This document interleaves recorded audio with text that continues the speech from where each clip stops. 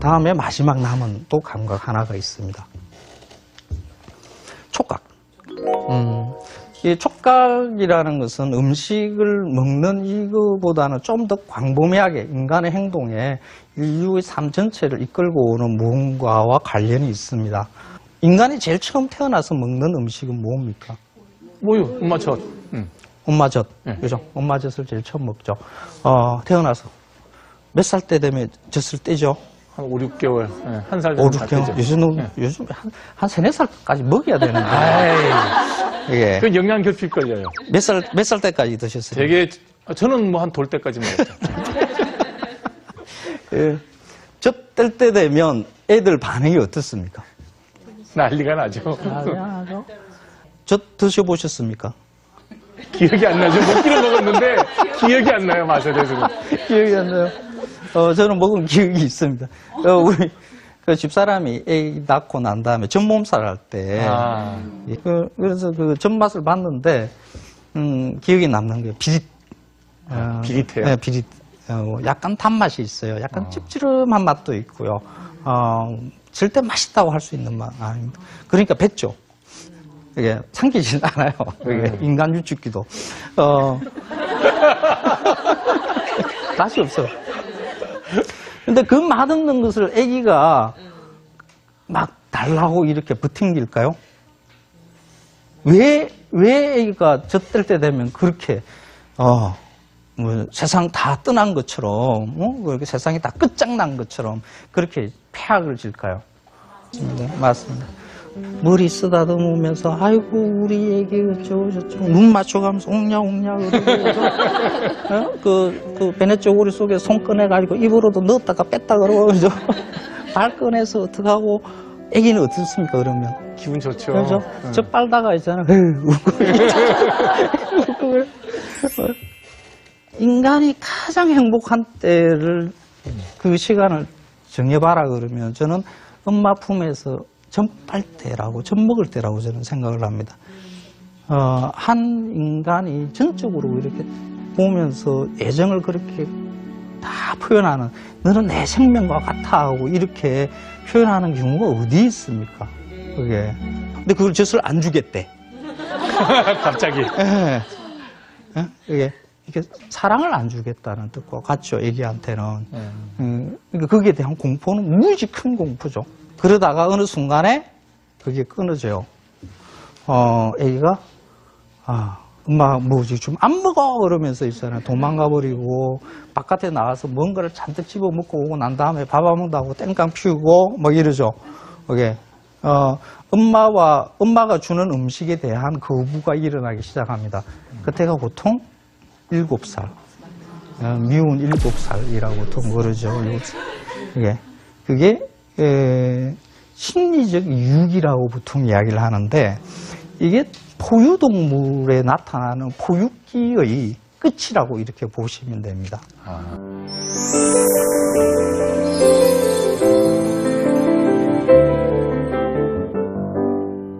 적당하게 젖을 빠는 시간이 끝나고 난 다음에는 고양이가 밀어내죠, 새끼들. 그래서 밀어내는 이유는 이제는 니네들 나가서 네가 먹고 살아라는 거죠. 독립의 시작이라고 보면 됩니다. 인간도 똑같이 포유동물입니다. 그 7살 때 되면 엄마도 그 기간을 알아요. 그전에는 이렇게 뭐 예쁘다, 뭐 이것만 했는데 7살 때 정도 되면 있잖아요. 때려요. 에이, 원수! 그죠?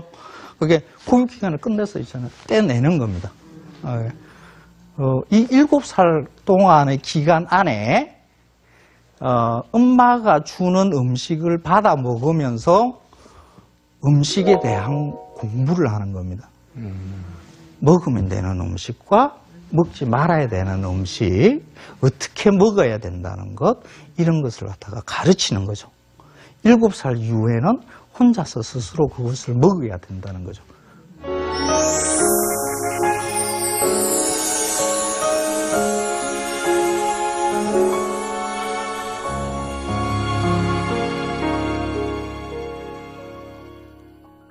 맛이라는 것은 이렇게 엄마가 아기한테 이것은 먹을 수 있다, 먹을 수 없다라고 지속적으로 가르치면서 이렇게 내려오는 겁니다. 인류가 700만 년이나 800만 년 정도의 그 역사를 가지고 있다 그러는데 700만 년, 800만 년 동안 엄마와 자식 간의 종으로 미각의 대물림이 쭉 해서 내려오고 있는 겁니다. 여러분의 미각의 근원을 이렇게 쫓아 올라가면 700만 년, 800만 년의 그 역사를 가지고 있다는 거죠. 여러분의 이 미각이 현생 인류가 태어나면서부터 그때 이후부터 지금까지 수백만 년의 역사를 지니고 있는 미각이라고 볼 수가 있는 겁니다. 그런데 이렇게 종으로 내려오는 이 미각의 전통이 횡으로 확장할 때가 있습니다. 그건 알겠다. 그거는 뭡니까? 장가 가면 마누라 해주는 음식이죠. 맞습니다. 맞습니다.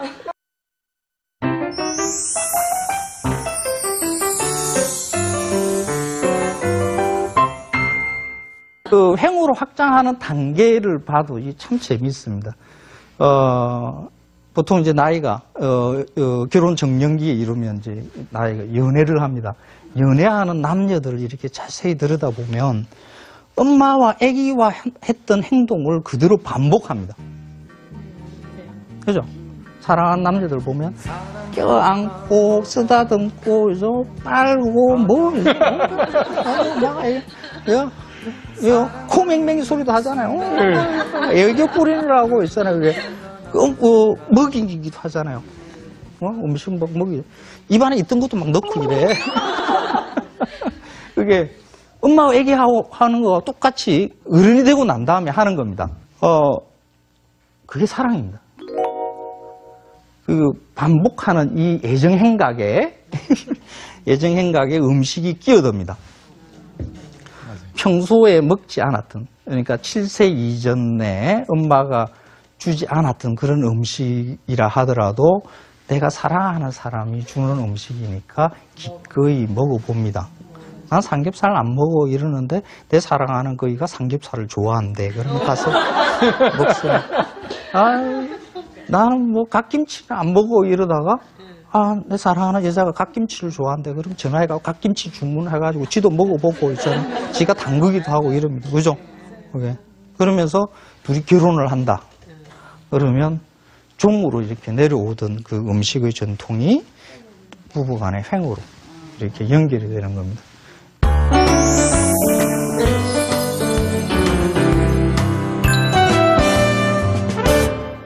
종으로 내려오는 음식의 전통에 횡으로 확장되는 것, 이 모든 것의 중심에는 무엇이 있느냐 그러면 사랑입니다.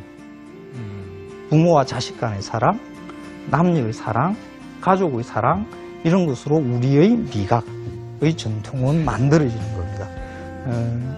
내 입에서부터 모든 수백만 년의 음식 전통이 살아있는 것이고 내 주변, 내 사랑하는 가족들, 이런 입과 같이 연결되어 있는 것이 사랑으로 연결되어 있는 미각이다.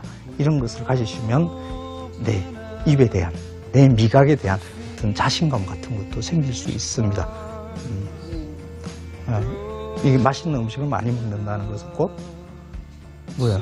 그러면 사랑을 많이 먹는 거죠. 사랑을 많이 먹는 거죠. 여러분들 사랑 가득한 이런 맛있는 음식들 많이 드시기 바랍니다. 네. 고맙습니다.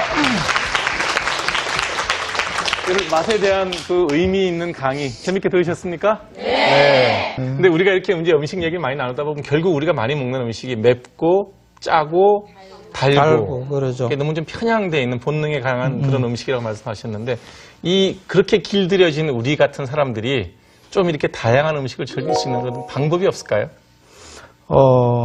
먼저 매운맛부터 좀 제거해 볼 필요가 있습니다. 이 매운맛을 줄이면 자연스럽게 단맛이 어색해져요. 그러면 단맛도 줄어들어요. 그러면 단맛이 줄면 짠맛이 강하게 올라와요. 그러면 짠맛도 줄게 됩니다. 그러면 음식이 지니고 있는, 식재료가 지니고 있는 본디의 맛에 좀 집중을 하게 돼요. 몇 군데 좀 가보셨어요? 음식점이든 유명한 집이든. 그건 뭐 거의 웬만하도 유명하다는 데는 거의 다 가봤습니다. 근데 네. 뭐 본인의 입맛에 가장 맛있었던 집은 어디예요? 그 식당이 아니고요. 오히려 농활을 제가 많이 갔었는데 좋은 게 이제 과일 따는 거 있잖아요. 예, 그 예. 농활이 제일 좋습니다. 이렇게 중간에 먹기도 하고. 수확할 때가 있는데. 그래서 수확할 때가 됩니다. 그 수확할 때 되면 그 배밭에 이렇게 가면 까치가 이렇게 꼭 한 자리 꼭 찍어 먹은 그런 것들이 있어요. 그게. 새들이 파먹은 거 말하는 거죠. 그러죠. 그런데 그거는 상품성이 없기 때문에 버립니다. 그래서 따다가 그거 그냥 먹어 이렇게 이야기를 해요, 주인들이. 네. 그게 그 배 중에서 가장 맛있어요. 그럼 까치가 배 맛을 아나 보죠? 아니요. 까치가 먹었기 때문에 배 맛이 좋아지는 거죠. 자, 배가 상처를 입었어요. 네. 쪽 찍었죠. 그러면 그 배가 상처를 치유하기 위해서 온 힘을 들여서 그걸 방어하기 위해서 뭔가를 작업을 하는 거죠. 그러면 그게 당도가 올라가고 향도 좋아지는 거죠. 본래 먹은 것들이 다 맛있어요. 이게 인간하고 거의 뭐 유사하다고 생각을 해요. 아름다운 인간들, 향기가 있는 인간들은 보면 그 옛날에 이렇게 큰 상처들을 입었던 사람들, 이런 사람들이 치유해가는 과정에서 그런 아름다움을 드러낸다고 보통 생각을 하거든요. 그런 게 인생도 어떻게 아름다울 수도 있겠다. 그 배를 먹으면서 괜히 그런 개똥치라고 생각을 해보는 거죠.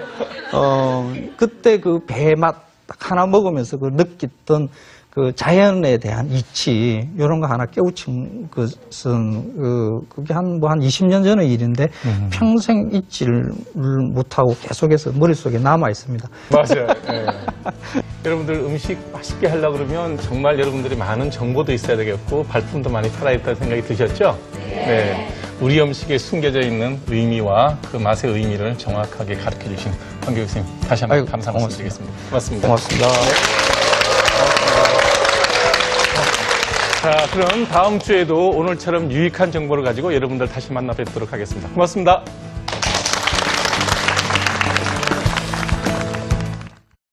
절대 다 먹지 못하게 책임져요.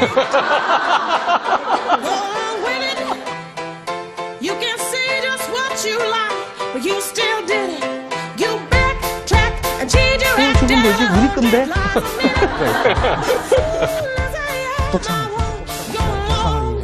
작은 게 밑에 있잖아, 아닌가 싶은 것도 놓여 있고요.